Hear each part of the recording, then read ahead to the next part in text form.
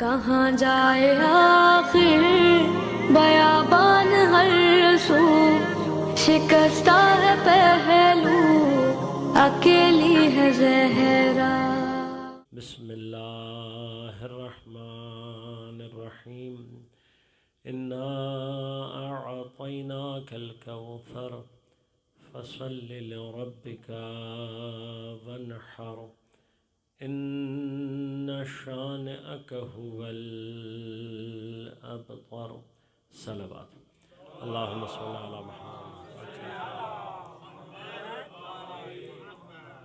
مومنین کرام، سامعین محترم، عزیزان گرام قدر، جیسا کہ آپ مستحضر ہیں ایام شہادت مظلومان سید کونین سلام اللہ علیہا کے عنوان سے ان 5 روزہ مجالس کو برپا کیا گیا، اور ان مجالس میں آپ کی خدمت میں اپنی عرائض کو پیش کرنے کے لیے سورہ مبارکہ کوثر کو سرنامہ کلام کے طور پر انتخاب کیا۔ کل میں نے آپ کی خدمت میں عرض کیا کہ قرآن کریم جو اللہ تبارک و تعالی کا کلام ہے، ایک ایسی ذات کا کلام ہے جو حکیم مطلق ہے، علیم مطلق ہے، اور اس نے ہماری قیامت تک کی ہدایت کے لیے قرآن کریم کو ہدایت کے سرچشمے کے عنوان سے قلب پیغمبر پر نازل فرمایا۔ لیکن ظاہری اعتبار سے انشاءاللہ، چونکہ یہ موضوعات الگ ہیں، کہ حقیقت نورانیہ قرآن پر بحث کی جائے اور سمجھا جائے کہ قرآن کی کم از کم ایک اندازہ قرآن کے حوالے سے ہمارے ذہن میں رہے، تو انشاءاللہ کبھی موقع رہا تو قرآن کی حقیقت نورانیہ کے حوالے سے گفتگو کروں گا۔ یہ جو ہمارے اور آپ کے پاس موجود ہے، یہ قرآن کریم کا لفظی وجود ہے جو کتبی صورت میں کتابت کی شکل میں ہمارے اور آپ کے پاس موجود ہے۔ جو قرآن کی اصل ہے، وہ اصل وہ نور ہے کہ جس کو لے کر جناب جبرائیل قلب مصطفیٰ صلی اللہ علیہ وآلہ وسلم پر، لہذا قرآن فرماتا ہے نزل بہ الروح الامین علی قلبک، پر اے میرے حبیب روح الامین اس کو لے کر نازل ہوا آپ کے قلب پر۔ اصل قرآن کا جو نزول ہے، انشاءاللہ یہ بحثیں اپنی جگہ ایک مرحلہ ہے، حقیقت وحی کو سمجھا جائے۔ جب حقیقت وحی سمجھ میں آتی ہے تو پھر وہ الگ مرحلہ ہے کہ جناب جبرائیل مثلا کسی انسانی شکل میں آتے کیوں تھے، ان ساری چیزوں کا ایک مرحلہ ہے جو کبھی موقع رہا انشاءاللہ آپ کی خدمت میں عرض کروں گا۔ لیکن ابھی جو بحث ہماری ہے وہ یہ کہ بالآخر الفاظ، میں نے کل آپ کی خدمت میں عرض کیا، ایک انفارمیشن آف نالج کا ذریعہ ہے، ایک میڈیم ہے، لیکن ناقص ہے، ضعیف ہے، محدود ہے۔ اس کے باوجود اللہ نے محدود الفاظ ہیں، بائے بسم اللہ سے لے کر والناس کی سین تک آپ الفاظ کو کیلکولیٹ کر سکتے ہیں۔ ان محدود الفاظ کے ذریعے سے اللہ نے لامحدود ہدایت کے چشمے کو جاری کیا ہے۔ اب یہ لامحدود ہدایت بغیر تدبر کے، بغیر تفکر کے کبھی بھی حاصل نہیں ہو سکتی۔ قرآن کیا چاہتا ہے؟ قرآن یہ چاہتا ہے کہ قرآن میں غور و فکر، تدبر کیا جائے۔ اب جو کتاب الہی کی صفات ہیں، وہی صفات ان کی ہیں جو قرآن کا ہم وزن و ہم ثقل ہیں۔ انی تارک فیکم الثقلین کتاب اللہ و عطرتی اہل البیت۔ میں 2 چیزیں چھوڑ کر جا رہا ہوں، پھر کیا ثقلین، یہ دونوں ہم وزن ہیں۔ ثقل، ثقلین، وزن 2 برابر کے وزن چھوڑ کر جا رہا ہوں تمہارے درمیان۔ تو جو صفات قرآن کی ہیں وہی صفات اہل بیت اطہار کی۔ تو نہ قرآن عام ذہنوں سے سمجھ میں آ سکتا ہے، نہ اہل بیت اطہار عام عقول کی سمجھ میں آ سکتا ہے۔ اور ان تمام یا اللہم صلی علی محمد و علی محمد۔ اب ان تمام کے درمیان میں، ان تمام ذوات مقدسہ کے درمیان میں، بالخصوص ذات گرامی حضرت سیدہ سلام اللہ علیہا ایک ایسی ذات ہے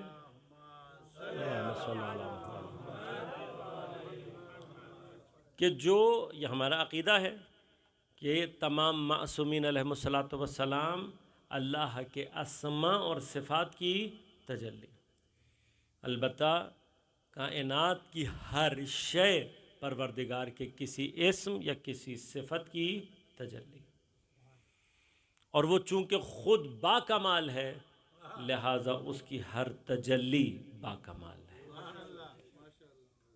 اب یہ عقائد کی بحث ہے جو میں یہاں پہ ابھی چیپٹر کھولوں گا نہیں، کہ ہر شے با کمال ہے، ہر شے با کمال ہے، کوئی بھی کائنات کی شے خالی از کمال نہیں ہے، لیکن کچھ مراتب وجودی ہیں۔ اب ان کو مختلف انداز سے بحث کیا جا سکتا ہے، میں زیادہ تفصیل میں نہیں جاؤں گا، لیکن ایک مرتبہ وجودی کو اس اعتبار سے بھی فلسفے میں بحث کیا گیا، عرفان میں بھی، کہ وہ وجود افضل ہوتا ہے اس سے کہ جو اس سے نکلا ہو۔ ایک وجود تصور کر لیں، اس سے اگر ایک اور وجود نکلا ہے تو جو وجود کسی وجود کو نکالنے والا ہے وہ افضل ہوتا ہے، جو نکلنے والا ہوتا ہے وہ مفضول ہوتا ہے۔ اگر ماں باپ کی فضیلت کو سمجھنا ہو تو اتنا فلسفہ وجودی بھی سمجھ میں آ جائے تو ماں باپ کی فضیلت خود بخود انسان کو سمجھ میں آ جاتی ہے۔ اور اگر یہی بات سمجھ میں آ جائے، یہ بات سمجھ میں آ جائے والدین کی فضیلت کیا ہے، بالآخر انہوں نے، ہمارا وجود ان سے نکلا ہے، وہ صادر ہیں ہم مصدور ہیں، انہوں نے صادر کیا ہم مصدور ہوئے، اب چونکہ ان سے ہم نکلے ہیں لہذا ان کی فضیلت ہمارے اوپر ہمیشہ قائم رہے گی۔ پس ماں باپ کا یعنی باپ ہونے کا ایک معنی کیا ہے، صدور وجود کرنے والا۔ اگر یہ بات یہاں سمجھ میں آ جائے کہ باپ اسے کہتے ہیں جو صدور وجود کر رہا ہو، تو پیغمبر کی اس حدیث کا معنی سمجھ میں آتا ہے کہ انا وعلی ابوی ھذہ الامہ، میں اور علی اس امت کے دو باپ ہیں۔ یعنی کیا، پوری امت صادر اگر ہوتی ہے تو ان دو ہستیوں کی وجہ سے ہوتی ہے، اور اگر کوئی اپنے آپ کو امتی کہہ کر بھی ان کی فضیلت کا قائل نہیں ہے، وہ اسی طرح سے ناخلف اولاد ہے جو اپنے ماں باپ کی افضلیت کے قائل ہے۔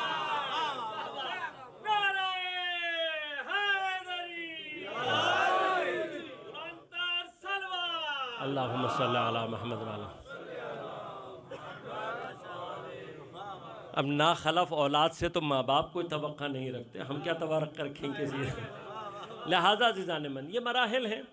تمام کی تمام کائنات میں جتنا کچھ ہے، میں تھوڑا سا نوجوان بچوں کو سائنٹیفکلی دو چار باتیں سمجھاتا ہوں تاکہ ان کو کچھ چیزیں کلیئر رہیں۔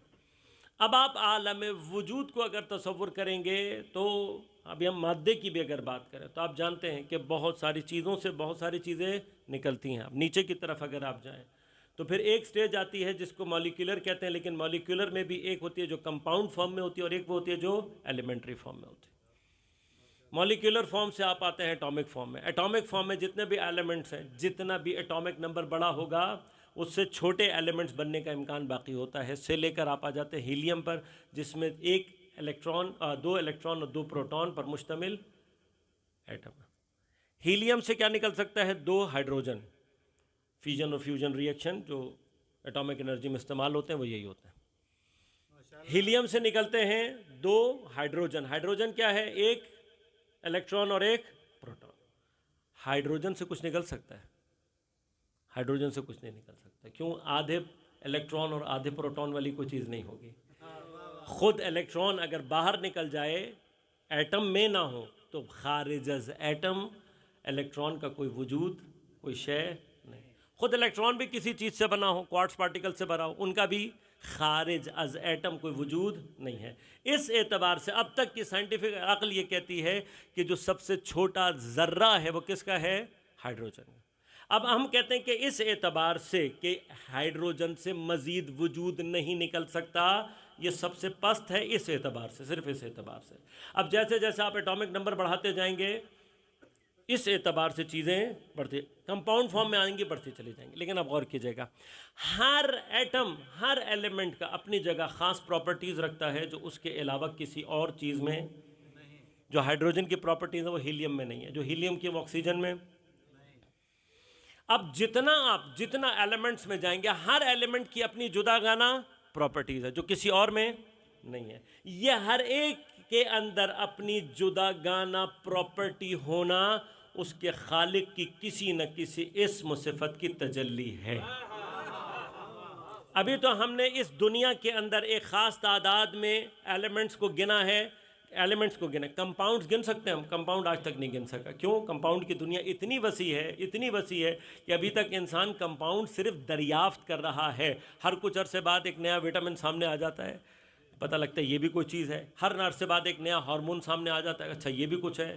ابھی تک انسان دنیا میں کمپاؤنڈز گن نہیں سکا ہے، لیکن کیا ہوتا ہے، جیسے ہی کمپاؤنڈ تبدیل ہوتا ہے اس کی پراپرٹیز تبدیل ہو جاتی ہیں۔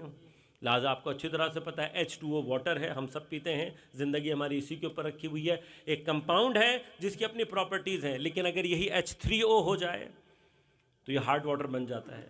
ہارڈ واٹر ہے تو پانی ہی، پینے کے شاید قابل نہ ہو، لیکن اس کی اپنی خاصیتیں ہیں۔ آپ کو معلوم ہے، میں زیادہ تفصیل میں نہیں جاؤں گا، سائنس آپ مجھ سے زیادہ بہتر جانتے ہوں گے۔ لیکن اب جو کام H3O کر سکتا ہے وہ H2O، اور جو H2O کر سکتا ہے وہ H3O نہیں کر سکتا۔ اس کا معنی کیا ہوا؟ ہر کمپاؤنڈ اپنے اندر سے ایک الگ چیز کو، ایک الگ صفت کو تجلی دے رہا ہے۔ کمپاؤنڈز کو آگے لے کر چلیں گے تو پھر کمپاؤنڈز کے بعد حیات کا مرحلہ شروع ہو جاتا ہے۔ Microscopic organism, single cellular organism, ہر آرگنزم ایک الگ پراپرٹی رکھتا ہے۔ ملٹی سیلولر میں آ جائیں گے، ہر کوئی اپنی الگ پراپرٹی رکھتا ہے۔ پلانٹس میں آ جائیں گے، ہر پودا اپنی الگ پراپرٹی رکھتا ہے۔ اینیمل میں آ جائیں گے، ہر کوئی اپنی الگ پراپرٹی رکھتا ہے۔ ابھی ہم دنیا میں ان صفات کو جمع نہیں کر پائے ہیں۔ جب آسمان پر اٹھا کر ایک مرتبہ نگاہ کر کے دیکھتے ہیں اور ستاروں کو دیکھتے ہیں، ہر ستارہ اپنی جگہ اپنے خالق کی ایک الگ تجلی لیے ہوئے۔ ابھی تو ہمیں یہ نہیں پتا اس کے اپنے اندر کتنی تجلیات ہوں گی۔ تو کبھی اتنی ایمنس کائنات کے اوپر تجلیوں کے اوپر غور کرنا کہ خدا وہ نہیں ہے جو 99 ناموں میں سمٹ جائے۔ نعرہ تکبیر، اللہ اکبر، نعرہ رسالت، یا رسول اللہ، نعرہ حیدری، یا حسینیت، زندہ آباد، حسینیت، زندہ آباد، یزیدیت، مردہ آباد، یزیدیت، مردہ آباد، اہل بیت کے دشمنوں پہ لعنت، بے لعنتر صلوات۔ اللہم صلی علی محمد وعلی محمد وعجل فرجہ۔ بعض اوقات سائنس کا سہارا لیتا ہوں صرف اپنے، میرے بزرگان میں یقیناً مجھ سے زیادہ بہتر جانتے بھی ہوں، متوجہ بھی ہیں، لیکن ہمارے بچوں کو بہت ساری باتیں سمجھ میں آ جاتی ہیں جب ہم تھوڑا سا سائنس سے سہارا لیتے ہیں۔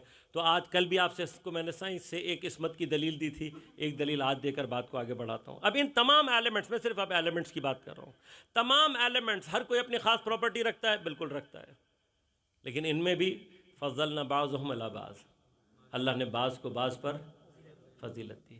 ہر ایلیمنٹ اپنی جگہ اس کی امپورٹنس ہے، اس کی ضرورت ہے، سب کچھ اپنی جگہ پر ہے، لیکن ان سب کے درمیان میں اللہ نے سونے کو، گولڈ کو جو حیثیت دی ہے وہ کسی اور ایلیمنٹ کو۔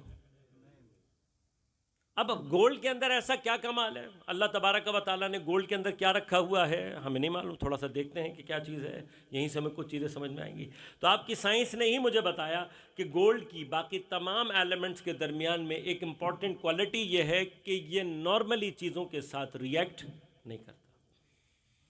گولڈ کا اگر کوئی ریئیکشن ہوتا ہے تو بہت ریئر ہوتا ہے، بہت ریئر کیمیکلز ہیں کہ جو گولڈ کے ساتھ ریئیکشن کرتے ہیں، نارملی گولڈ ریئیکٹ نہیں کرتا۔ لہذا کوئی بھی ایلیمنٹ ہو، کوئی بھی چیز ہو، کسی بھی طرح کی ہو، کہیں نہ کہیں وہ کیا کرتی ہے؟ ریئیکٹ کر جاتی ہے۔ اس ریئیکشن کے پھر نقصانات یا فائدے جو کچھ بھی ہیں وہ ہمارے اور آپ کے سامنے ہیں۔ لہٰذا اپنی اس کوالٹی کی وجہ سے کہ گولڈ کسی بھی چیز سے ریئیکٹ نہیں کرتا، گولڈ کی آٹومیٹیکلی ایک خاص قدر پیدا ہو گئی، ایک خاص ویلیو پیدا ہو گئی۔ لہٰذا گولڈ واحد چیز ہے کہ جو آکسیڈیشن نہیں ہوتا، رسٹ نہیں لگتا، اس کو زنگ نہیں لگتا۔ اس کیمیکل ریئیکشن نہ پانی سے خراب ہوگا، نہ ہوا سے خراب ہوگا، نہ روشنی سے خراب ہوگا۔ لہذا اس کی اس کوالٹی کی وجہ سے کیا ہوا کہ ہزاروں سال تک بھی اگر پڑا رہے، نہ کوالٹی تبدیل ہوتی ہے، نہ کوانٹٹی تبدیل ہوتی ہے۔ اب یہ جو اس کے اندر ایک خاص کوالٹی ہے کہ یہ کسی بھی چیز سے ریئیکٹ نہیں کرتا، اسی چیز کی وجہ سے اس کے اندر کچھ کوالٹیز پیدا ہوئی ہیں۔ لیکن ہوا کیا؟ ابتدائی طور پر جب انسان کی عقل میں بہت زیادہ وسعت نہیں تھی، علم میں بہت زیادہ وسعت نہیں تھی، اس نے سونے کی اس کوالٹی کو سامنے رکھتے ہوئے جو پہلا استعمال اس کا دریافت کیا وہ کیا تھا؟ اس کو ایکسچینج آف تھنگز، یعنی موڈ آف ایکسچینج، یعنی پیسے یا منی کے طور پر استعمال کرنا شروع۔ اور یہیں سے گولڈ کی بدبختی شروع ہوئی. جیسے ہی گولڈ میڈیم آف ایکسچینج بنا وہیں سے گولڈ کے اندر ایک خاص قدر لوگوں کی نظر میں پیدا ہو گئی، جبکہ اللہ نے اس کو اس کام کے لیے پیدا نہیں کیا تھا. جب سے یہ پیسہ بنا تب سے امپورٹنس پیدا ہو گئی. اب جب امپورٹنس پیدا ہوئی تو کیا ہوا؟ انسان نے اس کو پیسہ سمجھتے ہوئے اس کے لیے جنگیں بھی کی، لڑائیاں بھی کی. وہ موضوع نہیں ہے ابھی میرا، ورنہ اکنامکس میرا اپنا سبجیکٹ ہے تو میں اس کو چھیڑوں گا نہیں. اس کے بعد لیکن کیا ہوا؟ جب اس نے یہ قدر پیدا کی تو ہم نے بجائے اس کی صفات سے فائدہ اٹھانے کے کیا کیا؟ اس کو اپنی تزئین اور آرائش اور دکھاوے کے لیے استعمال کرنا شروع کر دیا. ہم نے اسے زیور بنانا شروع کر دیا. لیکن اللہ نے اس کو اس لیے تو خلق نہیں کیا تھا.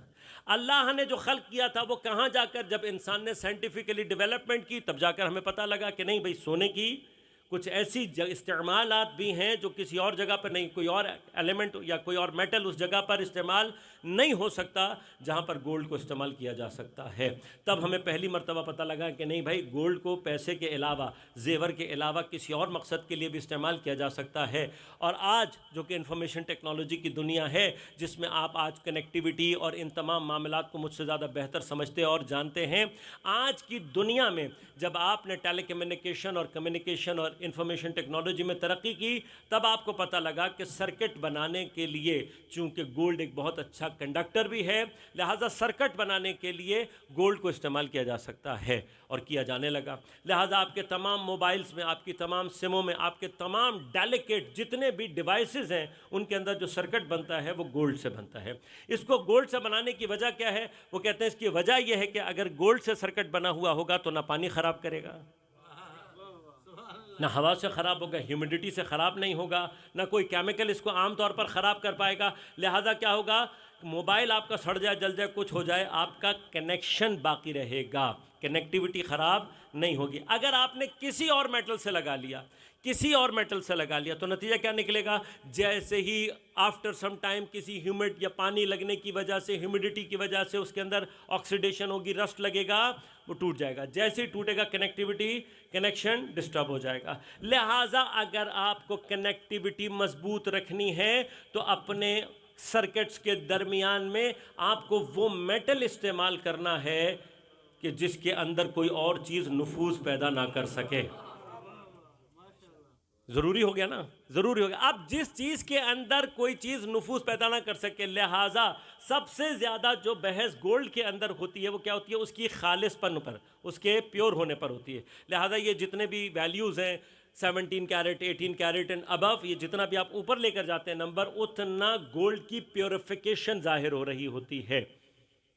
اور جتنا گولڈ پیوریفائی ہوتا چلا جاتا ہے اتنا نرم اور ملائم ہوتا چلا جاتا ہے. لہٰذا لیکن گولڈ کو پیوریفائی کیسے کرتے ہیں یہ آپ کو مجھ سے زیادہ پتا ہوگا. ایک زمانے میں گولڈ کو گرم کر کے اس کو پگھلا کر کیا جاتا تھا. آج کل کیا کیا جاتا ہے؟ زیادہ بہتر پیوریفیکیشن کیمیکلز کے ذریعے سے کی جاتی ہے. اب یہ کیمیکلز کے ذریعے سے کیوں ہوتے ہیں؟ میں نے بتایا بہت ریئر کیمیکلز ہیں جو گولڈ کے ساتھ ریئیکشن کرتے ہیں.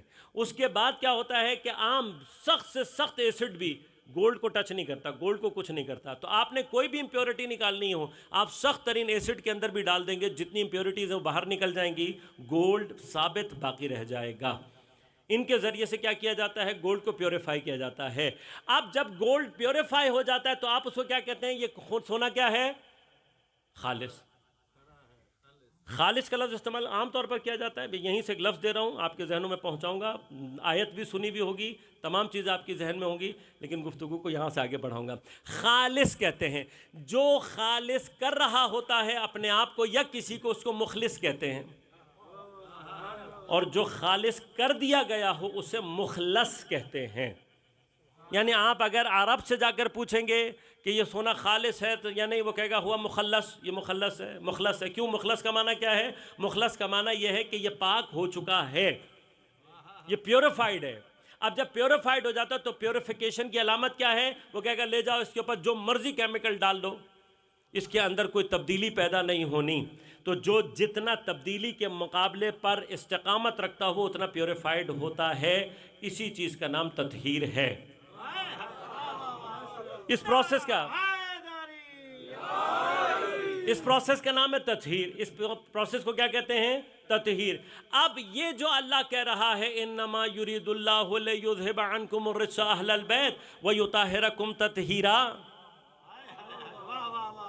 یہ اللہ نے ایک آیت کہی نا. اور مسلمانوں میں ایک جھگڑا ہو رہا ہے کہ یہ اہل بیت کو اللہ پاک کرے گا یا رکھے گا. ایک جھگڑا ہے نا کہ بھئی پاک کرے گا یا رکھے گا. مجھے اس سے بحث نہیں ہے. میں صرف یہ بتانا چاہتا ہوں کہ کرے گا کا معنی یہ ہوگا جب اہل بیت آئیں گے تو ہوگا، اور رکھے گا معنی یہ ہوگا کہ جب سے ہیں تب سے ہیں. دونوں میں فرق ہے نا. تو اب مجھے قرآن سے یہ پوچھنا ہے کہ ابھی انسانیت کا سلسلہ شروع ہوا تھا یا نہیں؟ ابتدائے سلسلہ انسانیت میں آیا کوئی ایسے پاکیزہ پاک شدہ افراد تھے یا نہیں؟ تو اس کا اقرار قرآن نے شیطان کی زبان سے کروایا. اور جب اللہ نے اس کو کہا نکل جا، دفع ہو جا، تو اس نے کیا کہا؟ پروردگار مجھے مہلت دے. اللہ نے کہا دے دی مہلت تجھے. اس نے کہا یوم القیامہ، اس نے کہا نہیں قیامت تک نہیں، الی وقت المعلوم. یہ بات طے ہونے کے بعد اس نے دھمکی دی پلٹ کر. کیا کہا؟ اس نے کہا لأقعدن علی صراطک المستقیم، میں پروردگار میں تیری سیدھے راستے پر بیٹھ جاؤں گا، وَلَأُغْوِيَنَّهُمْ أَجْمَعِينَ، اور میں تیرے سارے بندوں کو بہکاؤں گا. یہ دھمکی کب دے رہا ہے؟ ابھی صرف آدم ہیں، ابھی صرف آدم ہیں، یا زیادہ سے زیادہ جناب حوا ہوں گی. ابھی سلسلہ انسانیت شروع نہیں ہوا. اور وہ دھمکی کیا دے رہا ہے؟ میں بیٹھ جاؤں گا تیرے سیدھے راستے کے اوپر، اور تیرے سارے بندوں کو دھمکاؤں گا، بہکاؤں گا، اغوا کروں گا. لفظ بدل دوں، ان کے اندر نفوذ پیدا کروں گا، انہیں راستے سے ہٹا دوں گا. لیکن کیا کہا؟ الا عبادک منہم المخلصین، پروردگار سب کو ہٹا دوں گا، سب کو بہکا دوں گا، لیکن تیرے وہ بندے جو تو نے مخلص رکھے ہیں ان کے اندر میں نفوذ پیدا نہیں کر سکوں گا. اب سونے کو مخلص کب کہا جاتا ہے؟ جب وہ اتنا پیوریفائی ہو جائے کہ پھر کوئی اور چیز اس کے اندر نفوذ پیدا نہ کر سکے. تطہیر کامل پر جب پہنچ جائے. شیطان اپنی زبان سے، میں پوچھوں شیطان سے کہ ابھی تو آدم کی اولاد زمین پر آئی نہیں، تیری نگاہ حق کس پر ہے؟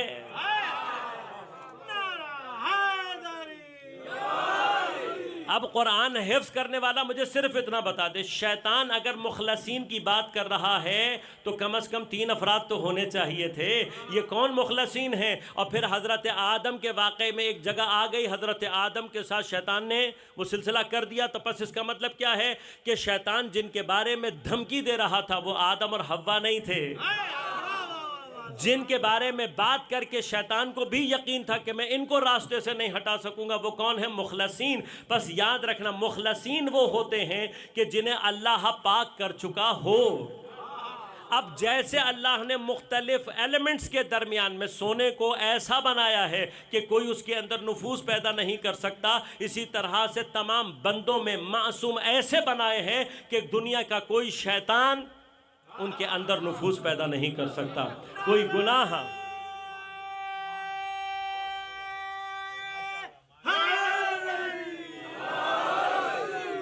لیکن اللہم صلی علی محمد وعلی محمد. لیکن ہم نے یہ، اب اگر میں لفظ بدل دوں تو یوں سمجھ لیے کہ معصوم اللہ کا بنایا ہوا سونا ہی ہے بندوں کے درمیان.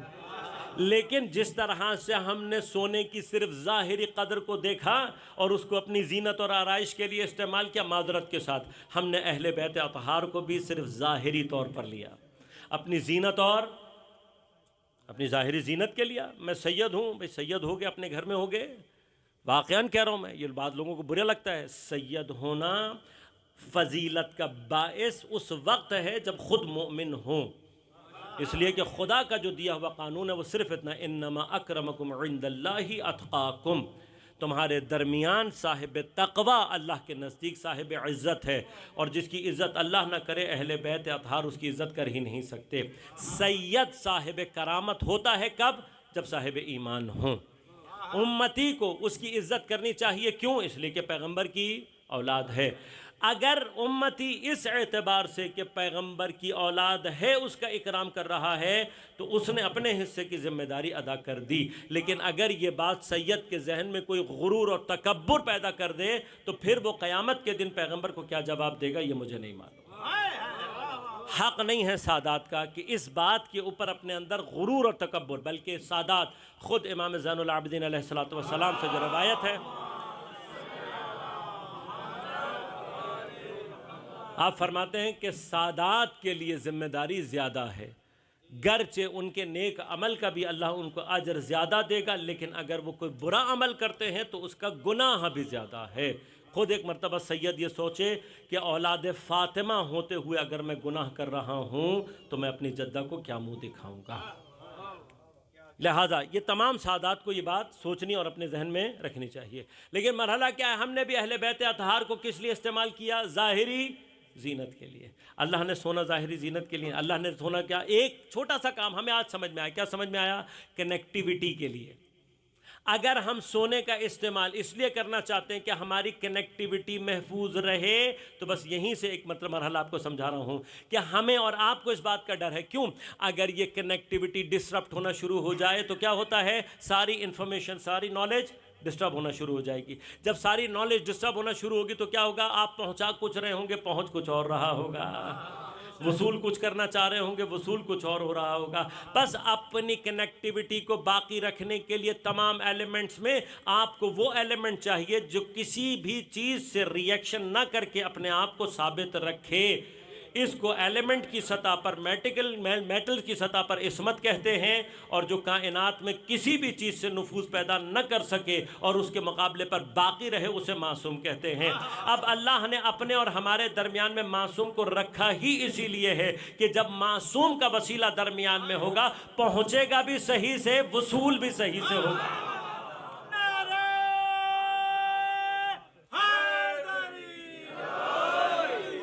اور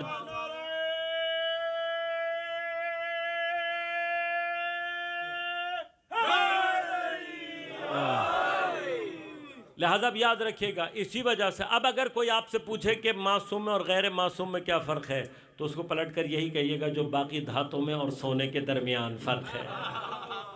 معصوم سونا ہوتا ہے، باقی سارے۔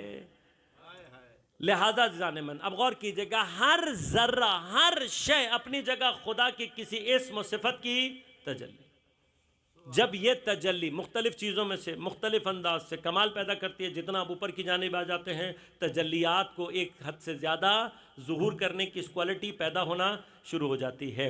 لیکن تمام کائنات میں جتنی بھی مخلوقات ہیں، وہ جتنا زبردست کمال ظاہر کرنے کی صلاحیت پیدا کر لیں، یہ صلاحیت اسٹیٹک فارم میں ہوتی ہے۔ اسٹیٹک فارم سے کیا مراد ہے؟ مثلا ہائیڈروجن کے اندر یا تمام ایلیمنٹ یا تمام کمپاؤنڈ یا تمام ایلیمنٹس، تمام پلانٹس، تمام اینیمل، ہر چیز کے اندر جو صلاحیت ہے وہ بس وہی رہے گی، آگے نہیں بڑھتی۔ بس خدا کو کوئی ایسا بھی چاہیے تھا کہ جو اسی کمال کو اسٹیٹک فارم سے نکال کر ڈائنامک فارم میں لے کر آئے۔ اور جس کو اللہ نے ڈائنامزم کے لیے پیدا کیا تھا کمال کے، اس کو جب اللہ نے دنیا میں پیدا کیا تو لا تعلمون شیئا خلق الانسان ضعیفا، اس کو ضعیف پیدا کیا، اسے جاہل پیدا کیا، لیکن اس کمال کے ساتھ پیدا کیا کہ اس کو عقل عطا کی ہے۔ اب یہ اپنی عقل کے ذریعے سے کمال کو اس جگہ تک لے کر جا سکتا ہے جو کوئی اور چیز لے کر نہیں جا سکتی۔ بس انسان اللہ نے خلق کیا کس لیے؟ کہ انسان وہ ذات ہے جس کے اندر سے خدا کے مختلف اسماء اور صفات ایک زیادہ حد سے زیادہ ظہور پیدا کر سکتے ہیں، لیکن یہ کتنا ظہور اپنے اندر پیدا کر سکے گا، اور اس کے لیے کوئی جو رول ماڈل ہونا چاہیے، جس کو رول ماڈل بنا کر بھیجا، اس ذات کو معصوم کہتے ہیں۔ پس اب غور کیجئے گا، معصوم پروردگار عالم مخلوقات سے رابطہ پیدا نہیں کر سکتا اپنے کمال کے ذریعے سے، وہ انشاءاللہ کبھی عقائد میں مرحلہ ہوگا عرض کروں گا۔ لہٰذا مخلوقات کے اور اپنے درمیان جس کو وسیلہ بنایا وہ معصومین علیہ السلام، اور بالخصوص 14 معصومین علیہ السلام، محمد و آل محمد۔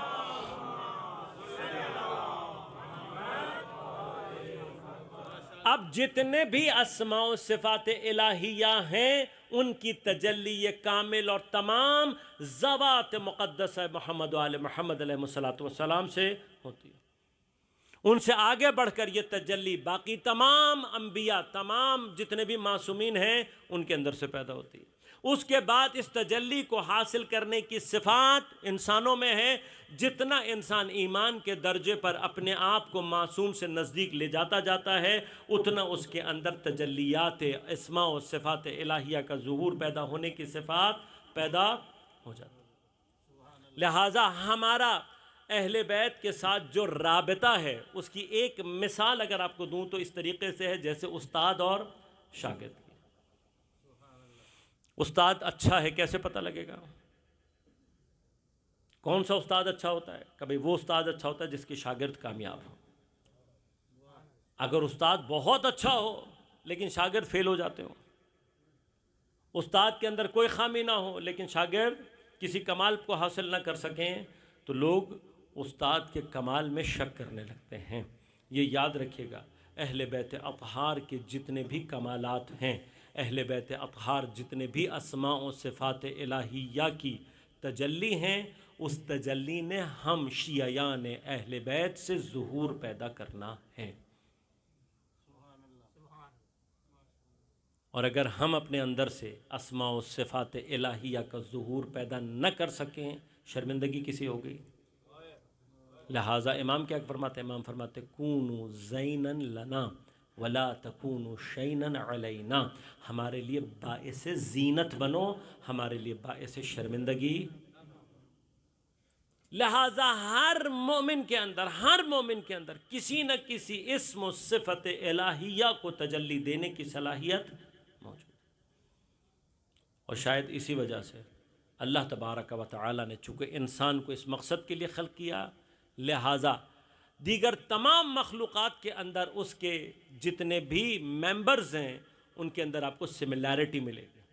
سارے ایٹم ایک جیسے ہوں گے، سارے مالیکول ایک جیسے ہوں گے، بے تحاشا جانور 100% ایک جیسے ہوتے ہیں، پھول ایک جیسے ہوتے ہیں، پتے ایک جیسے ہوتے ہیں۔ واحد انسان ایسے مخلوق ہے جس کے 2 ممبرز کروڑوں نہیں اربوں میں بھی 200% ایک جیسے نہیں ملیں گے۔ اس کا معنی کیا ہے؟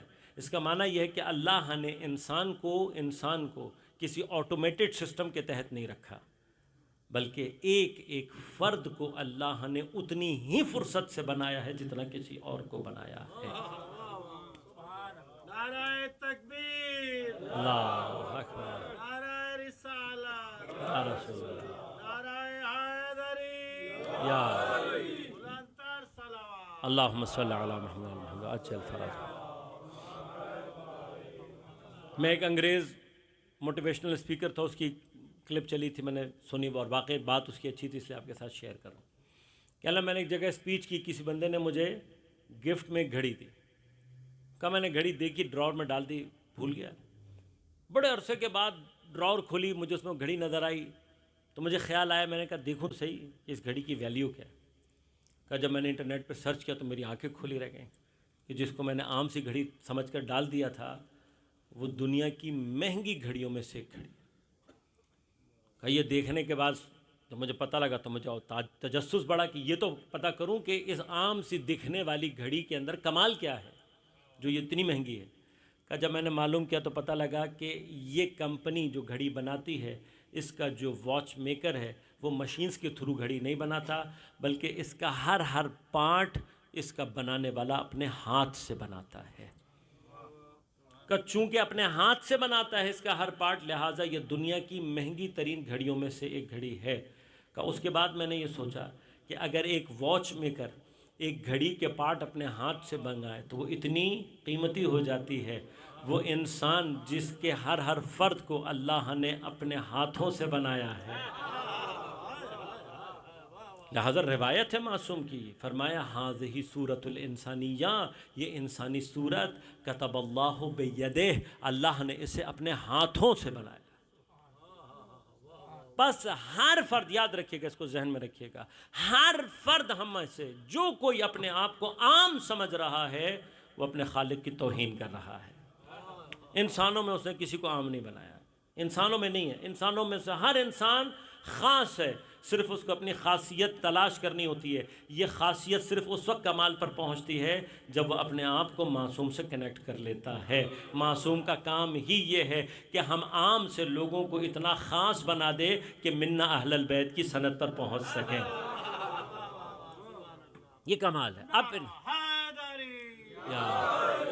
मैं आज की गुफ्तगू को समेटूंगा, थोड़ी सी मेरी गुफ्तगू आज संगीन रही, थोड़ी सी गुफ्तगू संगीन रही, लेकिन समेटूंगा क्योंकि ख़ास मतलब तक पहुंचाना था मैंने।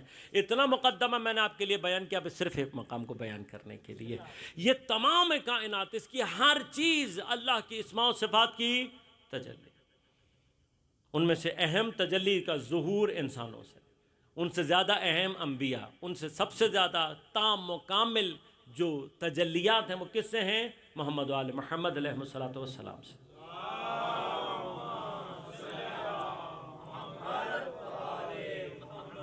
अब अल्लाह तबारक व तआला के तमाम अस्मा और सिफ़ात को अगर दो हिस्सों में तकसीम किया जाए तो एक तकसीम ये भी है कि अल्लाह के अक्सर अस्मा और सिफ़ात ज़ाहिरिया हैं, लेकिन कुछ अल्लाह के अस्मा और सिफ़ात सिर्री हैं, सिफ़ात सिर्रिया, जिनको समझना आसान नहीं। तमाम मासूमीन, तमाम खिलकत, जितना हर ज़र्रा, हर शय, हर सितारा, सैयारा, जो भी आप तसव्वुर कर रहे हैं कायनात के अंदर, फरिश्ता, अजन्ना, जो कुछ कायनात के अंदर है, सब खुदा के इस्मा और सिफ़ात की तजल्ली है, लेकिन तजल्लियात ज़ाहिरिया। तमाम मासूमीन, हर कोई अल्लाह के इस अस्मा और सिफ़ात ज़ाहिरिया की तजल्ली है। जिस ज़ात को अल्लाह ने कायनात में, बरादर ने भी अशार में पढ़ा, बीबी का लक़ब क्या पढ़ा? हिजाबुल्लाह। यहाँ इस एक जगह तक पहुँचाने के लिए मैंने इतना टाइम लिया आपका। तमाम मासूमीन, तमाम खालिक, जितनी कायनात है, सब अल्लाह के अस्मा ज़ाहिरिया की तजल्ली है। जिस ज़ात को अल्लाह ने अपने अस्मा और सिफ़ात सिर्रिया की तजल्ली बनाया, वो ज़ात गिरामी सैयदा सलामुल्लाह अलैहा।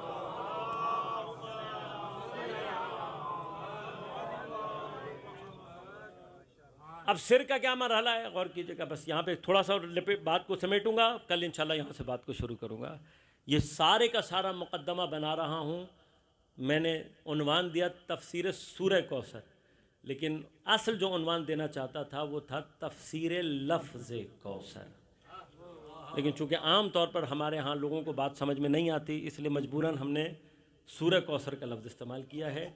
इन 5 मजलिसों में ये जितने मुक़द्दमात तैयार कर रहा हूँ, सिर्फ़ एक लफ्ज़ को तफसीर करने के लिए, जिसे कौसर कहते हैं। और मैंने आपको सिर्फ लफ्ज़ तक लेके जाना है कि कौसर से मुराद क्या है।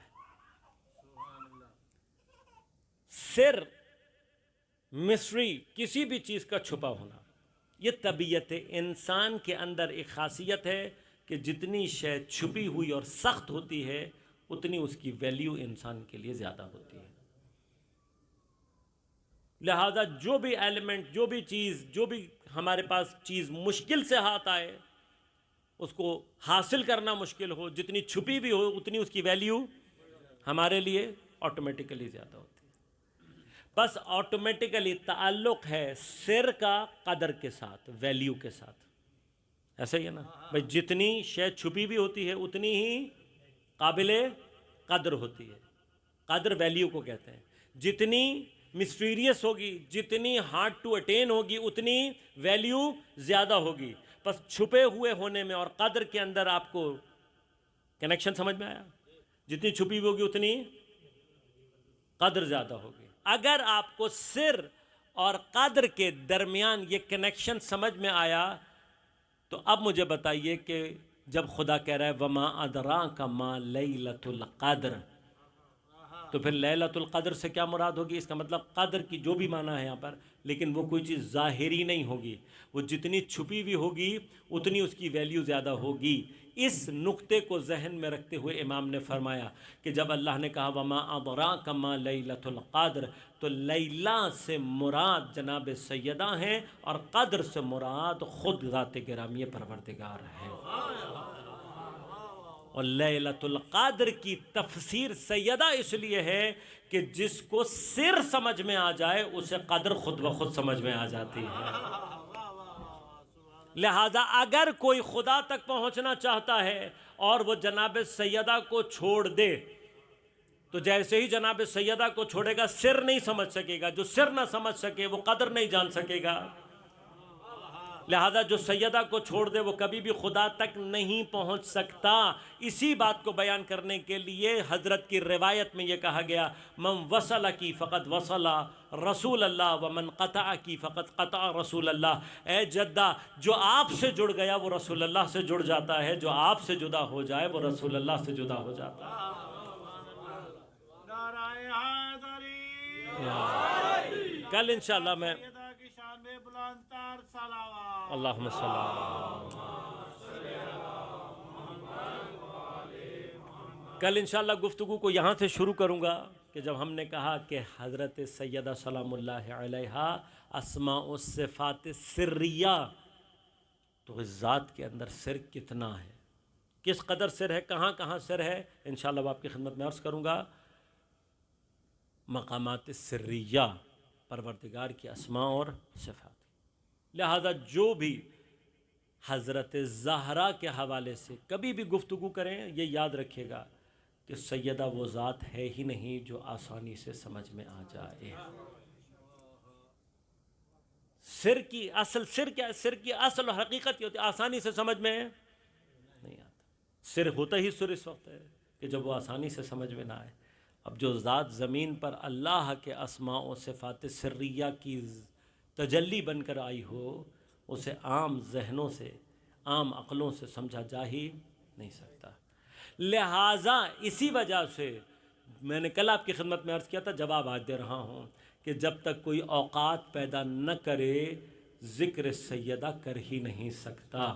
لہٰذا اگر آپ کہیں اور کسی بھی مکتب کو دیکھیں، کسی بھی جگہ جائیں جہاں پر آپ کو لوگ ایسے نظر آ رہے ہوں کہ جو جناب سیدہ کا تذکرہ نہیں کر رہے، تو بس یاد رکھنا سیدہ کا ذکر کرنا اوقات چاہتا ہے، حیثیت چاہتا ہے۔ ہر ایک کے بس کی بات نہیں ہے کہ ذکر جناب سیدہ کر سکے۔ جب ذکر نہیں ہضم ہوتا تو فضائل کہاں سے ہضم ہو گئے؟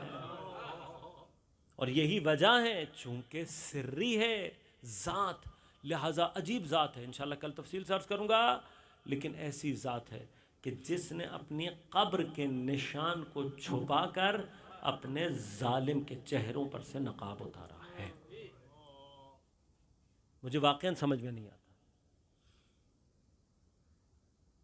13 میں سے 12 معصومین علیہ السلام کی قبور کے نشان موجود، اگر موجود نہیں ہے نشان تو جناب سیدہ سلام اللہ کیا کر گئی بی بی؟ اپنی قبر کے نشان کو چھپا کر اپنے قاتلوں کے چہرے سے نقاب۔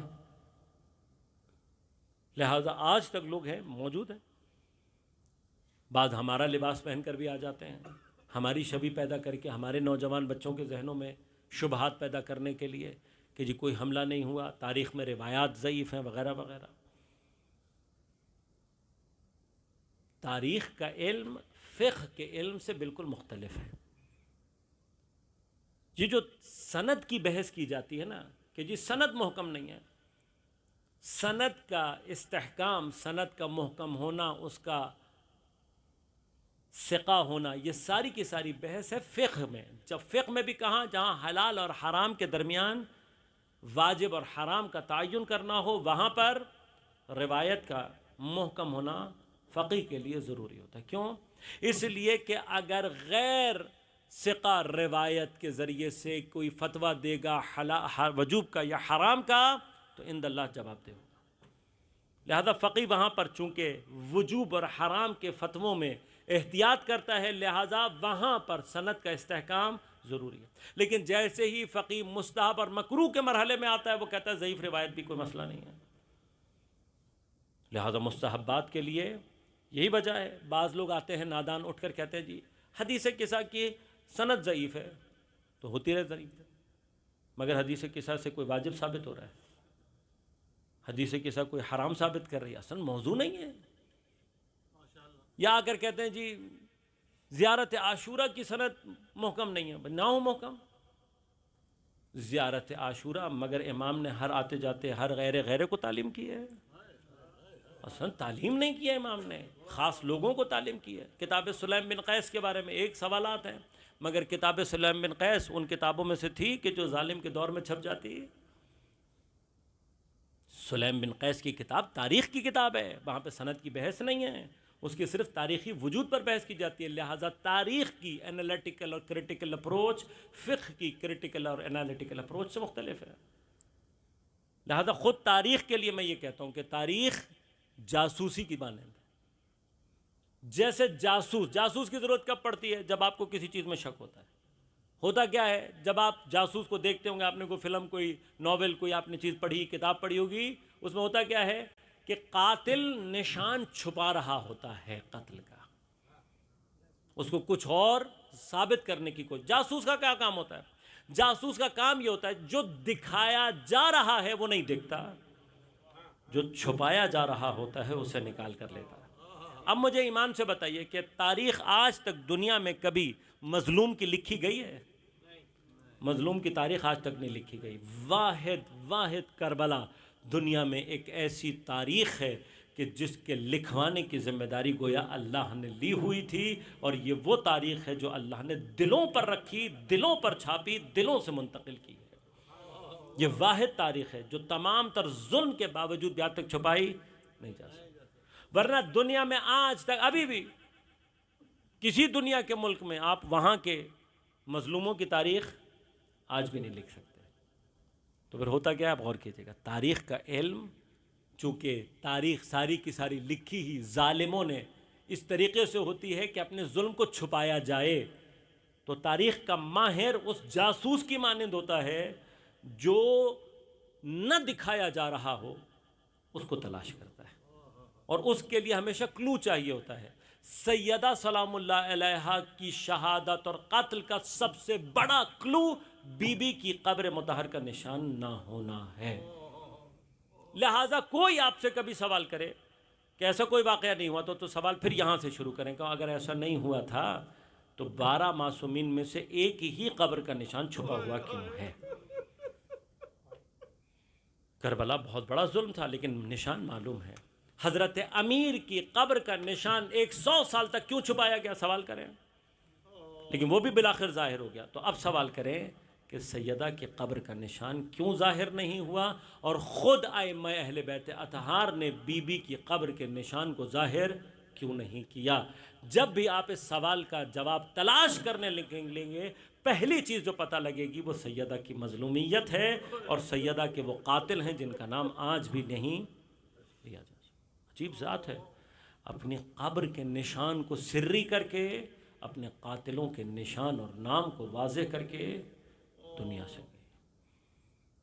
سیدہ کی مظلومیت پیغمبر کی شہادت کے ایام سے شروع ہوئی ہے۔ جب سیدہ دیکھ رہی ہے کہ میرا بابا اپنی ہی امت کے ہاتھوں اس قدر مجبور ہو گیا کہ اب پیغمبر امت کو حکم دے رہے ہیں اور امت حکم ماننے سے انکار کر رہی ہے، اور پھر جب پیغمبر پر زہر کے اثر نے وہ کیفیات طاری کی کہ پیغمبر کو اب یقین ہو گیا کہ میں دنیا سے چلا جاؤں گا، تو ایک دن جناب سیدہ کو بلایا، بیٹی کو گلے سے لگا کر پیغمبر بڑی دیر تک باتیں کرتے رہے، اور اس کے بعد سیدہ کی آغوش میں سر رکھ کے پیغمبر لیٹ گئے۔ لیکن یہ وہ وقت تھا جب پیغمبر پر بے ہوشی کے دورانیے بڑھنے لگے۔ سیدہ سے باتیں کرتے بے ہوش ہو جاتے، پھر باتیں کرتے پھر بے ہوش ہو جاتے۔ ایک دورانیہ غشی کا جب طولانی ہوا تو اس دوران کسی نے دروازے پر دستک دی۔ جناب سیدہ نے پوچھا کون ہے؟ کہا مسافر ہوں، پیغمبر سے ملنا چاہتا ہوں۔ بیوی نے فرمایا ابھی میرے بابا استراحت کر رہے ہیں، تھوڑی دیر میں آنا۔ کچھ دیر کے بعد اس نے دوبارہ دستک دی، سیدہ نے دوبارہ وہی جواب دیا، وہ چلا گیا۔ کچھ دیر کے بعد اس نے تیسری مرتبہ دستک دی۔ مجھے نہیں پتا دستک دینے کے انداز میں کوئی بات تھی یا سیدہ کے اپنے قلب کی کیفیات ایسی تھیں کہ تیسری دستک میں سیدہ کی آنکھوں سے آنسو جاری ہو۔ روایت کہتی ہے کہ سیدہ کی آنکھ سے آنسو جاری ہو کر پیغمبر کے رخسار پر گرے۔ ان آنسوؤں کا گرنا تھا، پیغمبر نے ایک مرتبہ آنکھیں کھولیں، اور جب اپنی بیٹی کو روتے ہوئے دیکھا اس عالم میں بھی پیغمبر ایک مرتبہ تڑپ کر بیٹھ گئے۔ اور جب سیدہ کو روتے ہوئے دیکھا نا تو پیغمبر سے برداشت نہیں ہو. میں نے کل بھی آپ کی خدمت میں عرض کیا تھا، سیدہ کو تکلیف پہنچانے والا پیغمبر اسے معاف نہیں کرتے. لہٰذا جب اپنی بیٹی کی آنکھوں میں اشک دیکھا، پیغمبر ایک مرتبہ تڑپ گئے. تڑپ کر ایک مرتبہ سیدہ کو سینے سے لگا کر پوچھا، کہا بیٹی تجھے میری زندگی میں کس نے رلایا؟ ابھی میں زندہ ہوں، میری حیات میں تجھے کس نے رلایا؟ کہا بابا کوئی بار بار دروازے پر آ رہا ہے، میرے منع کرنے کے باوجود پلٹ کر آتا ہے. بابا اس کی اس بات سے مجھے تکلیف ہوئی ہے، میری آنکھوں سے آنسو جاری ہوئے. کہا سیدہ تم نے پہچانا نہیں ہے، سیدہ تم نے پہچانا نہیں ہے. ارے یہ وہ ہے جو کسی سے اذن ورود نہیں لیتا. سیدہ تیرے احترام میں دروازے پر کھڑا ہوا ہے، ورنہ یہ کسی سے اجازت نہیں لیتا. سیدہ یہ ملک الموت ہے، یہ مجھے لے جانے کے لیے. اب بابا کے جانے کا مرتبہ خیال آیا تو سیدہ کی آنکھوں سے اشک جاری ہو گئے. پیغمبر سے سیدہ کا رونا برداشت نہیں ہوتا. دو ذوات ایسی ہیں خاص طور پر جن کا رونا پیغمبر سے برداشت نہیں ہوتا. ایک سیدہ کا رونا برداشت نہیں ہوتا، ایک حسین کا رونا برداشت. لیکن عزیز و جناب امام حسین، یہ شب منسوب ہے خاص طور پر شب جمعہ امام حسین سے منسوب ہے. بس ایک جملہ امام حسین کے لیے کہوں گا، امام حسین وہ ہیں کہ جن کا رونا کسی سے برداشت نہیں ہوتا. رسول اللہ حسین کا رونا برداشت نہیں کر سکتے تھے. ارے سیدہ سے بھی حسین کا رونا برداشت نہیں ہوتا. راوی کہتے ہیں جب بچے آ کر سیدہ کے جنازے سے لپٹ کر رونے لگے تو جیسے ہی امام حسین نے رونا شروع کیا، وہاں سیدہ نے بھی رونا شروع کیا. جب حسین چپ نہ ہوئے، ایک مرتبہ سیدہ کے بندے کفن ٹوٹے، اپنے حسین کو سینے سے لگا لیا. علی مرتضیٰ سے بھی حسین کا رونا برداشت نہیں ہوتا. سر پر ضربت لگی تھی، سارے بچے رو رہے تھے. جب حسین روتے تھے، علی ایک مرتبہ اپنے درد کو بھول جاتے تھے. ارے امام حسن مجتبیٰ سے امام حسین کا رونا برداشت نہیں ہوتا تھا. کلیجے کے ٹکڑے نکل کر گر رہے تھے. امام حسین نے دیکھا، ایک مرتبہ رونا شروع کیا. تاریخ کہتی ہے امام حسن مجتبیٰ اپنی تکلیف کو بھول گئے. ایک مرتبہ رو کر کہا، اے میرے بھائی حسین تو گریہ نہ کرنا، لا یومک یومک یا ابا عبداللہ. اے میرے بھائی حسین تیری تکلیف جیسا دن کسی کا نہیں ہوگا. ارے حسن سے بھی حسین کا رونا نہیں دیکھا جاتا. ارے جس کا رونا نہ رسول دیکھ سکے، نہ علی و فاطمہ و حسن دیکھ سکے. ارے عاشور کے دن امت نے اسی حسین کو جگہ جگہ رلایا. ارے کبھی علی اکبر کے پاس آ کر رویا، کبھی قاسم کے جنازے پر رویا، کبھی عباس کے جنازے پر رویا. ارے کبھی اپنے علی اصغر کو ہاتھوں پر لیا. سیدہ کا رونا پیغمبر سے برداشت نہیں. جب سیدہ رو رہی تھی، پیغمبر نے ایک مرتبہ کہا، سیدہ ایک خبر اور دیتا ہوں تمہیں. جی بابا کیا ہے؟ کہ میری ساری اولاد میں سب سے پہلے تو آ کر مجھ سے ملے گی. ارے سیدہ باپ سے ملنے کی بات سن کر ذرا آرام ہو گئی. میں نے ایک بات صرف پیغمبر کی خدمت میں عرض کروں گا، یا رسول اللہ آپ سے بیٹی کا رونا نہیں دیکھا جاتا، لیکن تاریخ لکھتی ہے آپ کا کفن ابھی میلا نہ ہوا تھا. امت نے پہلے اتنا رلایا سیدہ کو کہ سیدہ دن میں بھی روتی رہی، رات میں بھی روتی رہی. لیکن پھر یہ ایسی ظالم امت تھی جو علی کے پاس شکایت لے کر آ گئی اور آ کر کہتی تھی، یا علی زہرا سے کہو یا دن میں رو لیا کرے، یا رات.